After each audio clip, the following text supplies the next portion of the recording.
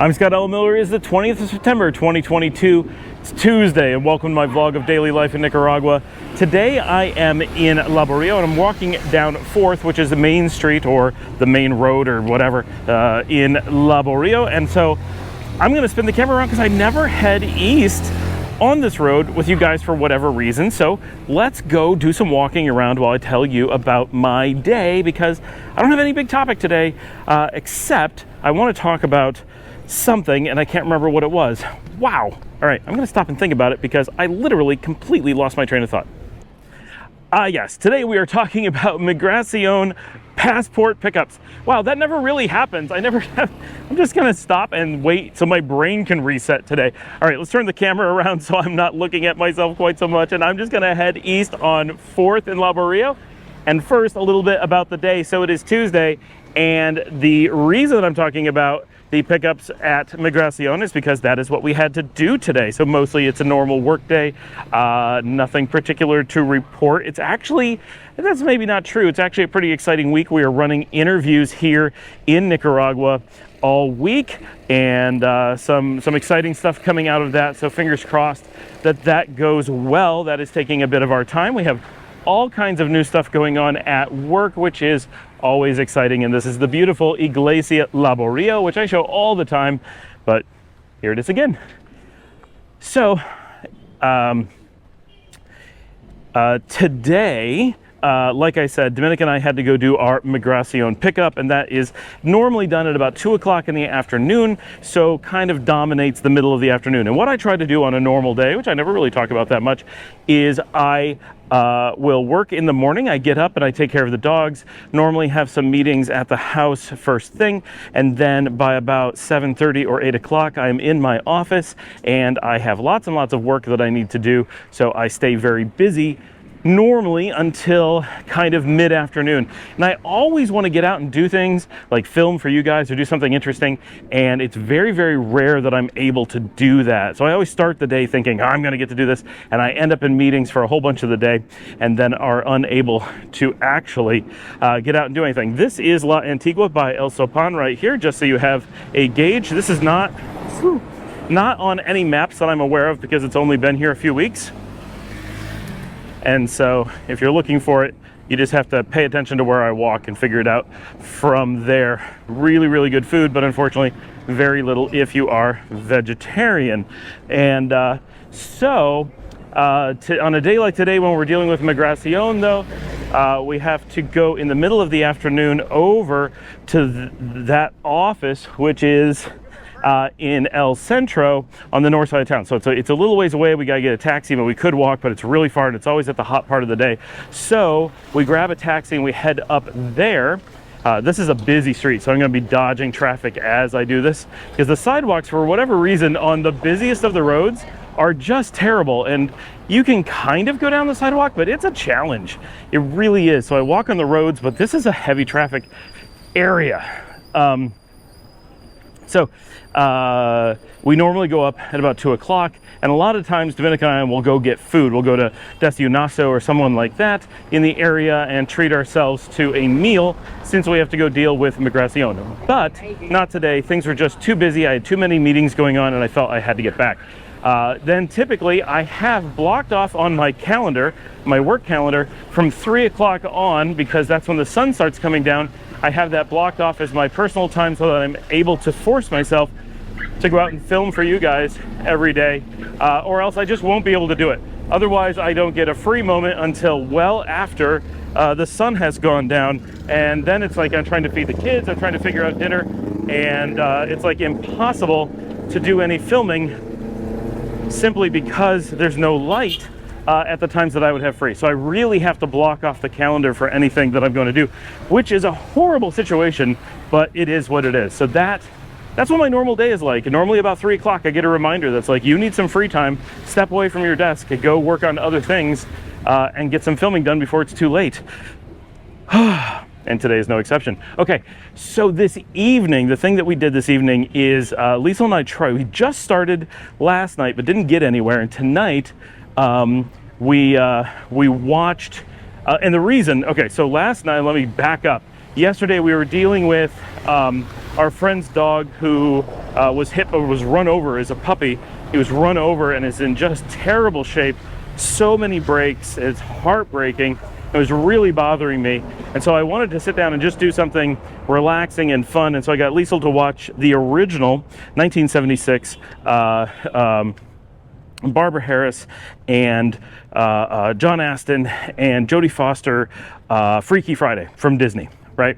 Just needed something that was like an old feel-good Disney movie that I could just relax and get into and take my mind off of how sad it was making me that this dog had been run over and it was looking like he was going to have to be euthanized. So, because I talked to the doctor, because the doctor works for us, and he was like, we don't normally recommend euthanasia, especially for a puppy, but this is so bad that we just didn't know what to do.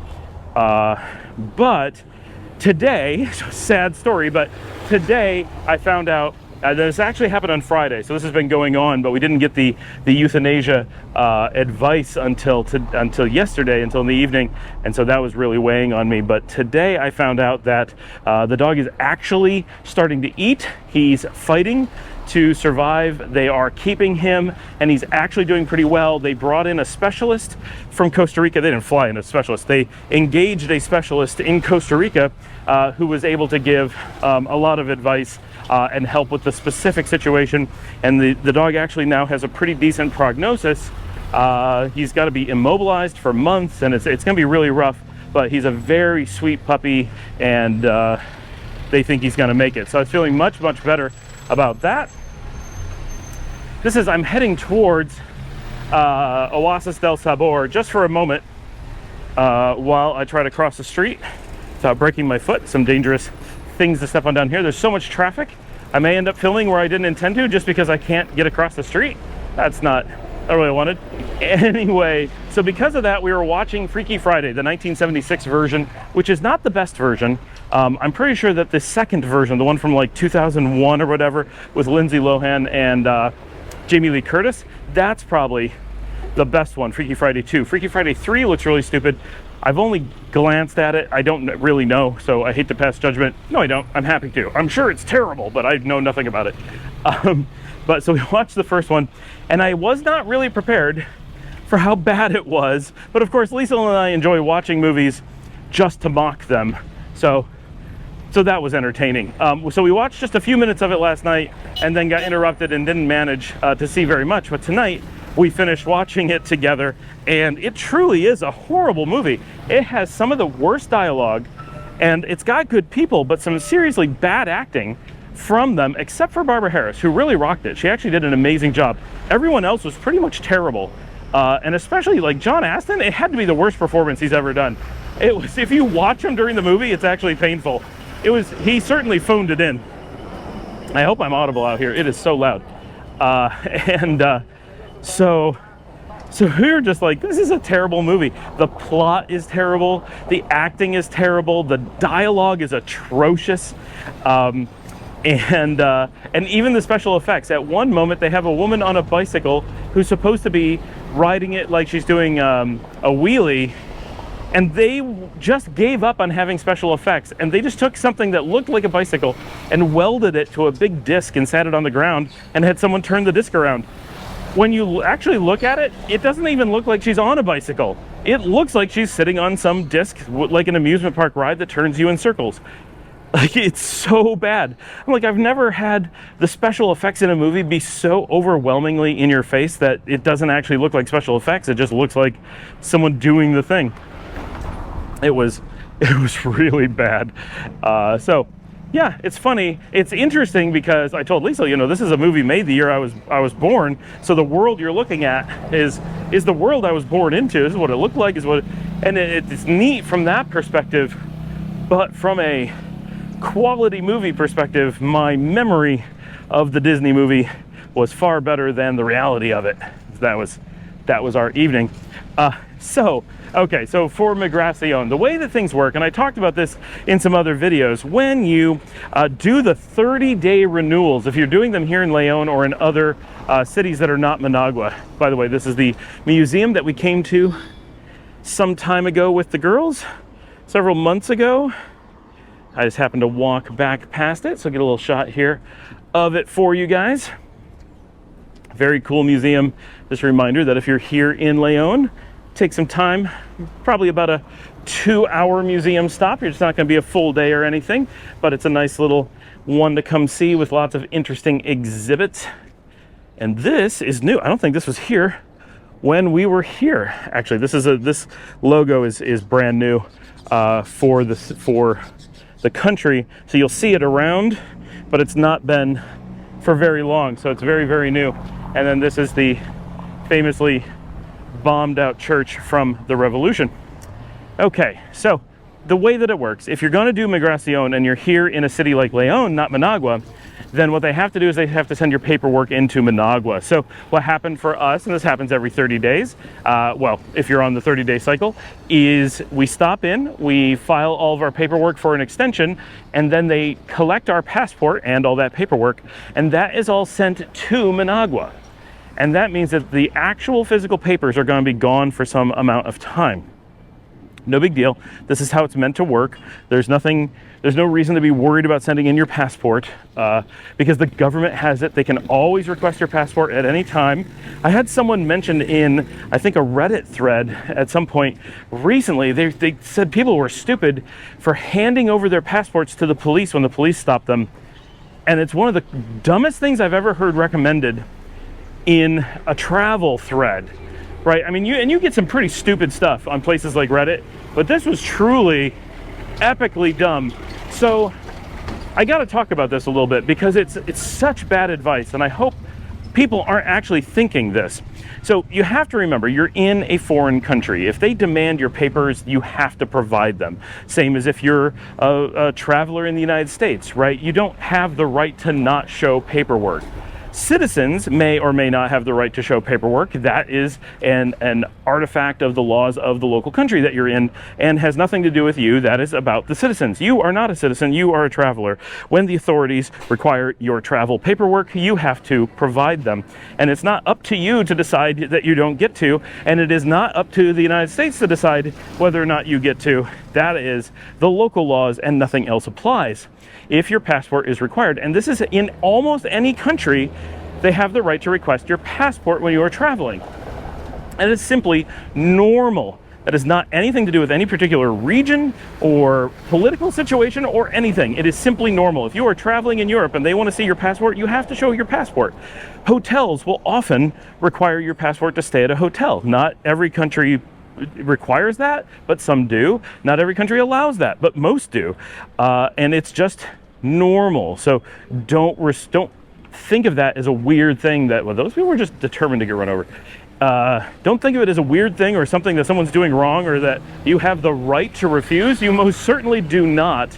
They have every right to arrest you on the spot. They can deport you if they want. They can do far worse if they want. It is at their discretion because you are actively breaking the law, because the law says, speaking of, the law says that you have to provide the passport upon request.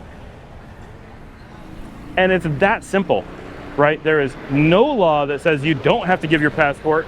You have no right to retain your passport if they request it, and so forth. And especially defying the police when they ask for a completely reasonable thing.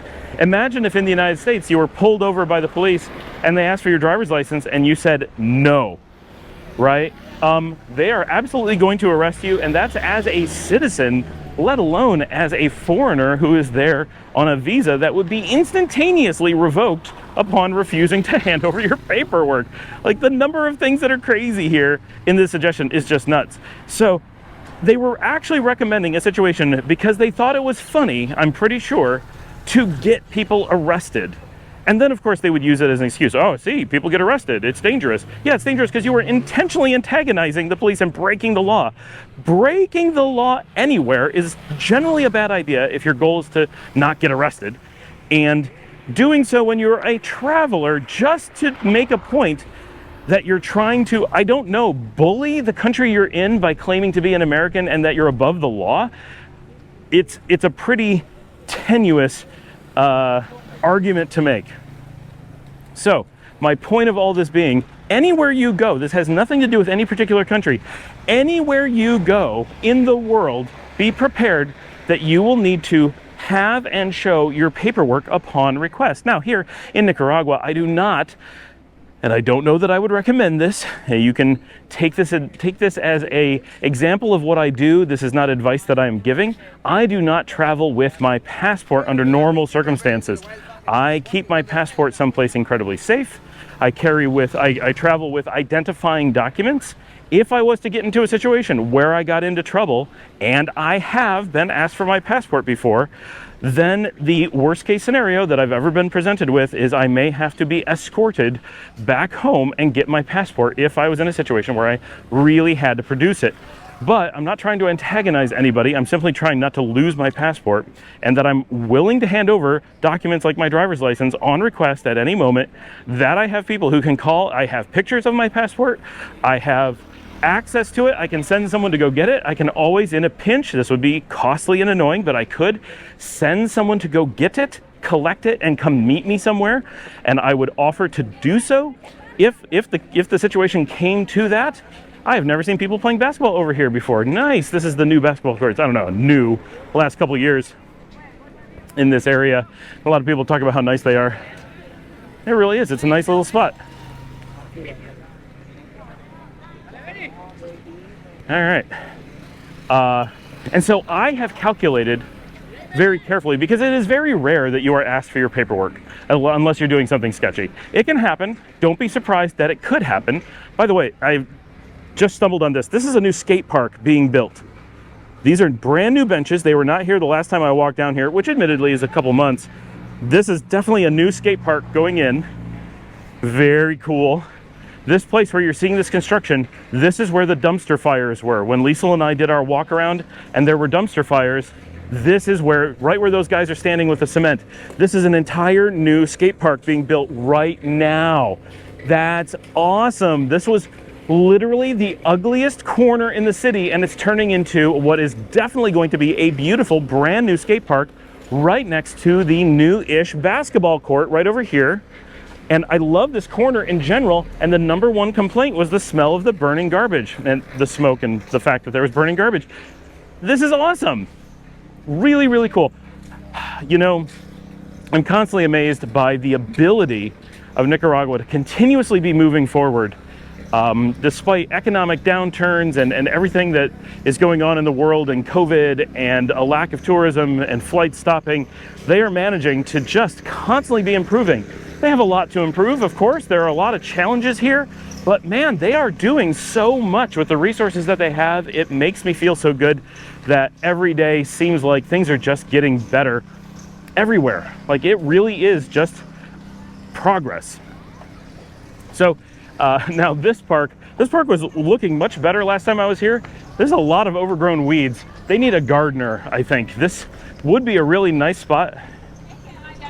And I have no idea what happened to it in the couple months since I was here. I mean, the rainy season will change things really quickly, but wow, this went from like a garden into just weed haven in no time. But you can see there's all these like nice benches in there and people hanging out, even so it's a little bit weird. I'm gonna turn and head a little bit north now. I'm not really sure why, just suddenly decided I'm heading this way, showing you guys the bridge. So all of my stuff in my passport, I am really concerned about losing it, which qualifies as my fault to the United States government if I just like drop it out of my pocket or something, as it should, right? That's completely my fault. And if it gets taken from me or something, then that's not my fault, and they will replace it or whatever, right? And it's not necessarily a strike against me for having done so. So I try to balance how much I need to have it on me versus how much I need to just be prepared to live with the consequences of not having it on me. And I think I do pretty well. My wife always has her passport on her. She errs on the side of always carrying paperwork. I err on the side of not losing said paperwork or having it destroyed through, you know, ending up in the rain or whatever. Or just wear and tear always being in my pocket. So officially, you're supposed to have your passport on you. I definitely don't carry it when I'm out for a walk like this. That would be obnoxious. You're really not stopped walking around on the streets. I've never heard of that ever happening to someone. It certainly could, but I don't think anyone would expect you to have those documents on you. They would not be surprised at all that you didn't have them. And so probably not a big deal. I do not carry them when going to and from the beach from here because we go back and forth all the time. The police know who we are, they know how far away we are, and if there was a situation, again, they would simply take us to the beach or to the city and get the paperwork there. So really not a big deal. The time when it comes up, so when you're doing things like traveling into Managua, heading down to San Juan del Sur, going to Matagalpa, then you're traveling some distance and there's the possibility that there will be an inspection. Now, pretty typically, I am doing that traveling via the public bus, and I've never heard of, certainly not saying it couldn't happen, I've never heard of the buses being subject to inspection.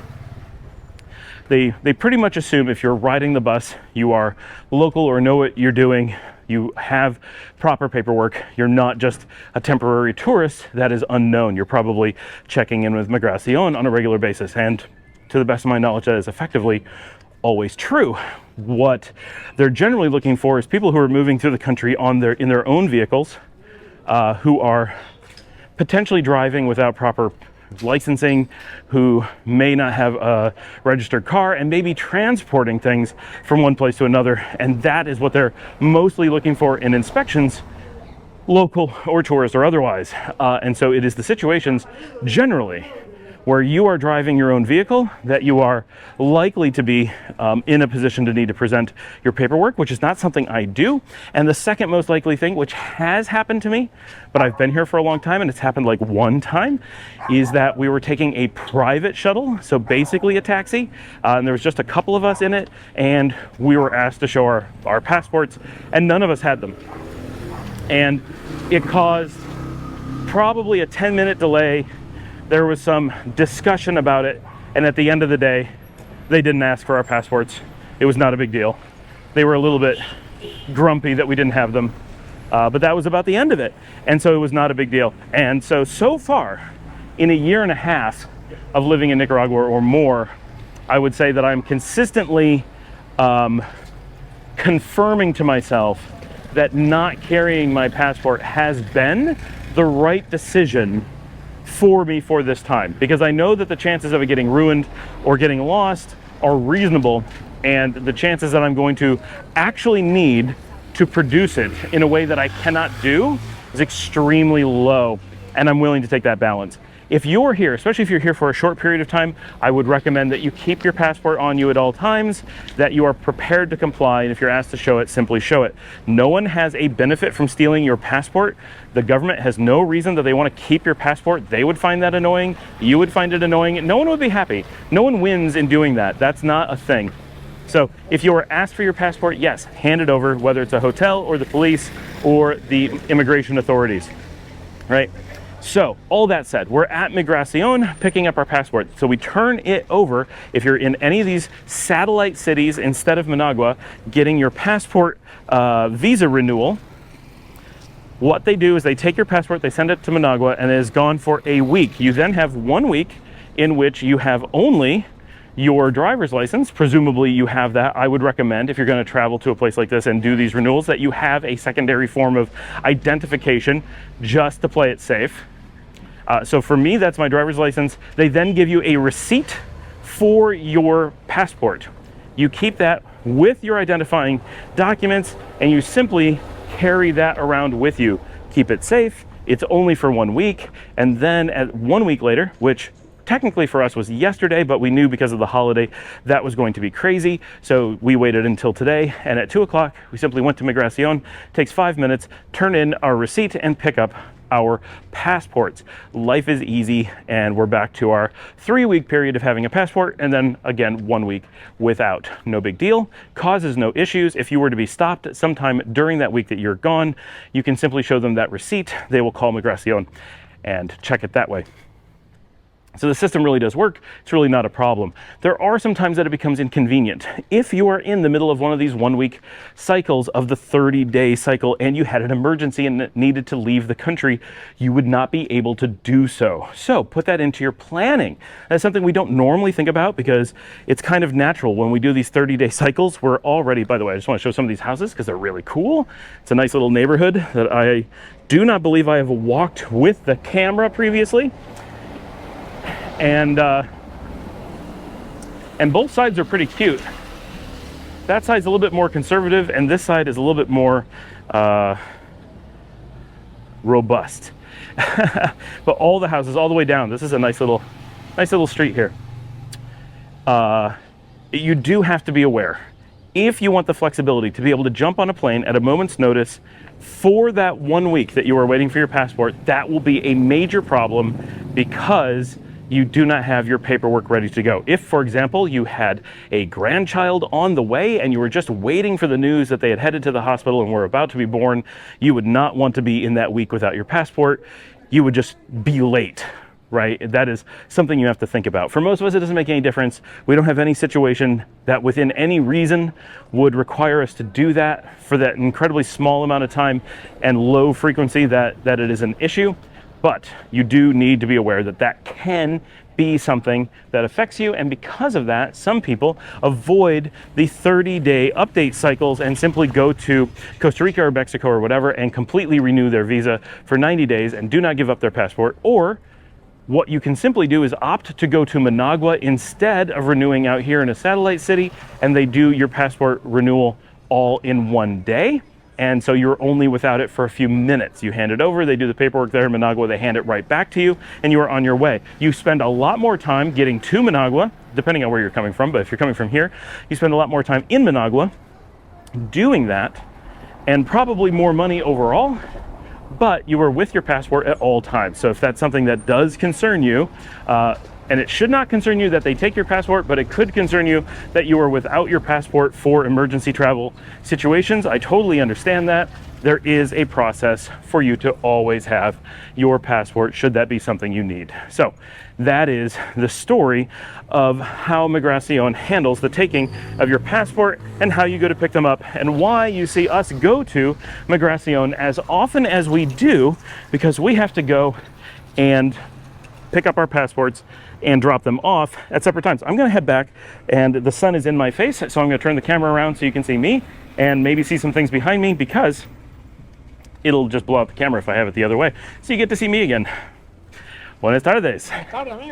So, I never walked this part of town. I'm much farther east than I normally go, and on the south side, which I really wanted to come down here and do a barrio walk at some point. I kind of am today, but not really. So that's this whole area is stuff I want to explore a bit more. I've been to all these places, but just not as extensively as I'd like. And I need to do it a little bit earlier in the day when the sun's higher, because it makes it a lot easier to see things. But that's why there's quite often that I'm doing these videos and it's like, man, they go to Migracion a lot. And it's the combination of we try to stay as long as we can. So we're doing the 30-day cycle thing. And that means that on average, 15 days, or it's really at the 1st and the 7th, and then you wait, and then the 1st and the 7th. But the average is every 15 have to swing into the offices and deal with something. It's always really quick. It's always really easy. Once you filled out the paperwork the first time, it's no big deal, right? It's just bring a pen. So tonight, the only thing that after Freaky Friday, I was walking Clive tonight, and while he was on the street, he found a bunch of boiled yuca, which is roughly the same as if he found baked potatoes on the street, right? Baked potatoes that someone baked too many potatoes and threw them out. Only here we tend to use yuca instead of potatoes. By the way, almost anything you can do with potatoes, you can do with yuca, and it's freaking delicious. So if you're here, if it's something you haven't done before, I highly recommend coming and eating more yuca than you think. I love potatoes, and there's lots of potatoes here. Basically every restaurant is going to do potatoes. It's a potato heavy culture, not dramatically more so than say the US, but there's always potatoes. There's French fries, there is potatoes asada, there's like farm potatoes, all kinds of different styles of potatoes that are quite tasty and you will really enjoy them. And if you're not careful, you may end up eating potatoes all the time and missing the fact that yuca is also really popular and really excellent, and you can do almost all the same things. So you can have mashed yuca, just like mashed potatoes. You can do grilled ones, you can do boiled ones, you can do like potato chips, you can do like French fries. All those things are available from yuca as well as from potatoes, and they have a slightly different flavor and a slightly different texture, but they're really close, and it adds a lot more variety to what normally would just be potatoes. It's excellent, but I think a lot of visitors and probably a lot of residents kind of just get into the potato mode and think, oh, I'm just going to eat all these delicious potatoes that are everywhere. And honestly, on average, I would say French fries here are better than back home. Not dramatically, but a little bit. It's something that they do well, not like Belgium well, but you know, pretty well. And because of that, you have a tendency to be like, especially as a tourist, you never run out of wanting to eat the potatoes. But hit the fritangas. Go check out the yuca chips. They're like potato chips. They're fantastic. Also try out the ones made from plantains. Also fantastic.